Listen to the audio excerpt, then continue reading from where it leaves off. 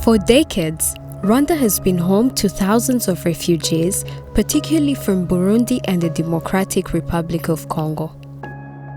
As of May 2022, Rwanda counted over 127,000 refugees hosted in various camps across the country. Refugees in Rwanda are part of the society and greatly participate in socio-economic activities. A study conducted by Access to Finance Rwanda, AFR, in 2018 showed that refugees are actively involved in monetary transactions and business routines as much as their neighbors in host communities. Thus, their income, expenses, and savings deserve to be managed through a formal banking system. Refugees are part of society as Rwandans, and they have been here for quite some years. It's been over 20 years that are here. And Rwanda is signatory to UN Convention on Refugees Integration. And we believe you can't have economic integration of refugees without financial inclusion. That's why we thought we needed to work with the ministry, but also financial service providers to understand financial lives of refugees and be able to support access and usage of financial services by refugees. In 2019, AFR partnered with Umutanguha Finance Company, UFC, the Frankfurt School of Finance, and MTN Rwanda to launch a project that supports the provision of formal and innovative financial services to refugees and host communities. In collaboration with the Ministry in charge of Emergency Management, MINEMA, Umutanguha Finance Company was able to open savings and loan offices dedicated to serving refugees and host communities. These branches have served as a relief to refugees and their host communities, as they can now save their money, take loans to expand their businesses, and no longer travel long distances to access financial services.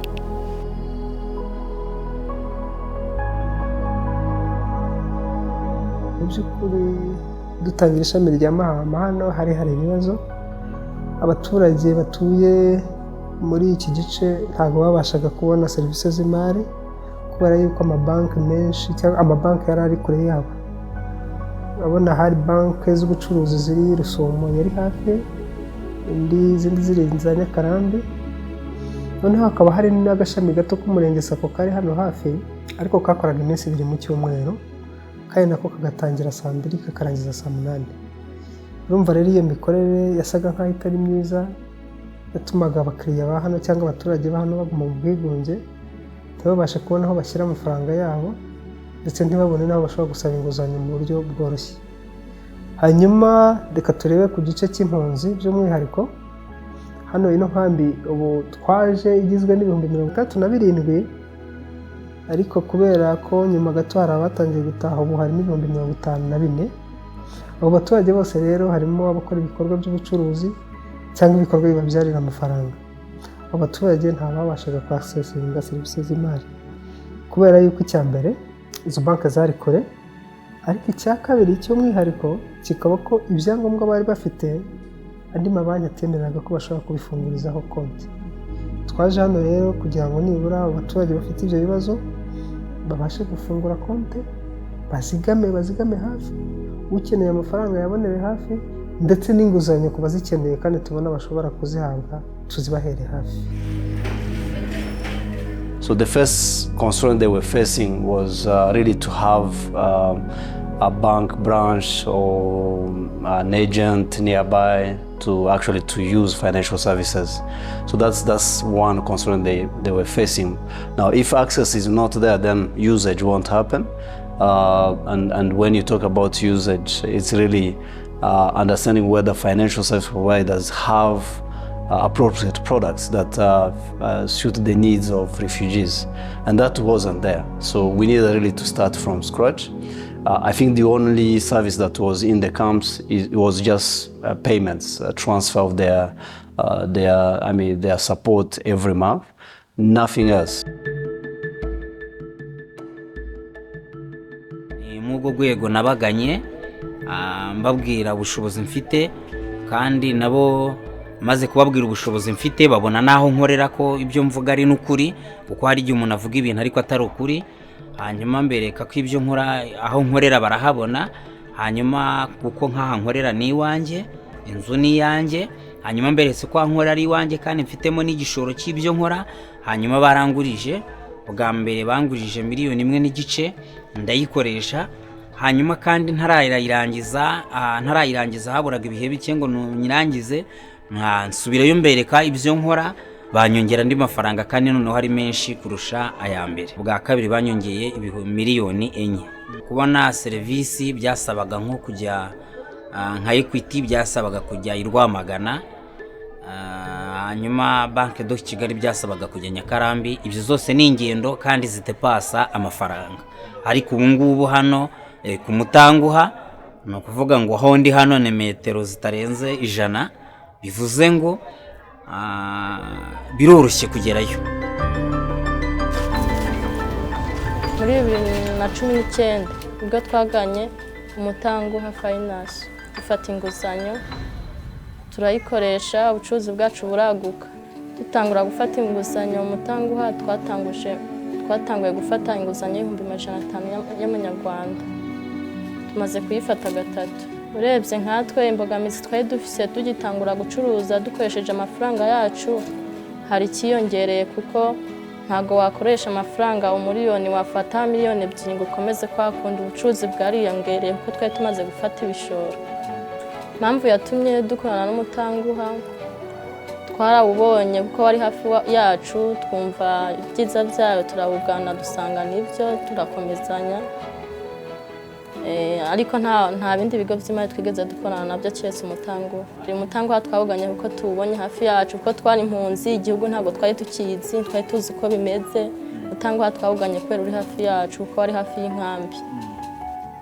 Inyungu tubonamo nuko batanga serivisi inoze, turabitsa tukabikura, tugafata inguzanyo, tukishyura, yarangira tugafata indi.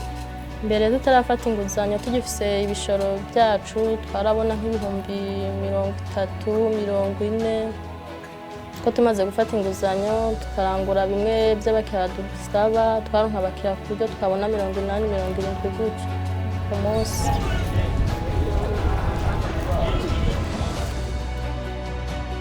Icyo udandaje watwika aho warara, n'abasoma igihe baza bakadutura aho dushyize, ariko umugabo w'Umutanguha uziye Mahama niho twaje tangurana. Kugira tujye muri BK watanga transport 4,000, ariko Umutanguha turatwegereye, nta makika amafaranga muhira mu nzu. Ikiyongeye ko nacyo ukongera kuduha inguzanyo nk'impunzi atangwa ati dufise, yarabaye 4 miliyoni kugira nongereze igishoro mfise. On top of bringing financial services closer to refugees and host communities, Access to Finance Rwanda supported the provision of customized training to improve refugees' financial literacy, business skills, and competences to start and grow viable and profitable businesses or income-generating activities. Muri serivisi dutanga iya mbere yabaye guha ubumenyi impunzi cyangwa n'abandi baturage batuye muri aka gace. Twatangiye tubereka yuko bafite amafaranga, hanyuma amafaranga ahubwo icyo bagomba kumenya no kumenya kuyakoresha. Ayo mahugurwa rero twagiye dutanga yagiye azamura imyumvire, rimwe na rimwe umuntu akumva koko ese burya nibwiraga yuko nta mafaranga afite, naho kumva amafaranga ndayafite, ahubwo ibyo nyashyiramo nibyo bidafite umumaro. Something that is very basic is for any client or customer of a financial institution is actually to make sure that you have financial capabilities. So your literacy level is high, because you need to understand what are the products, which products do you need for what need, and so on. So that was part of the project, and we did support the especially Umutanguha Finance, which was one of the partner financial institutions, to actually embed that as part of their offering. And I think even currently they still do it after we have closed the program, because it's very important that refugees understand how to use why and how to use financial services.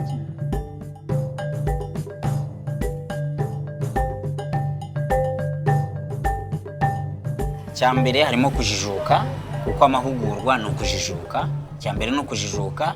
Icya kabiri muri uko kujijuka harimo n'ubufasha bw'ubujyanama kuko iyo umuntu asabye inama barazimuhereza. Muri izo nama rero kandi zikaba zimfitiye umumaro munini cyane.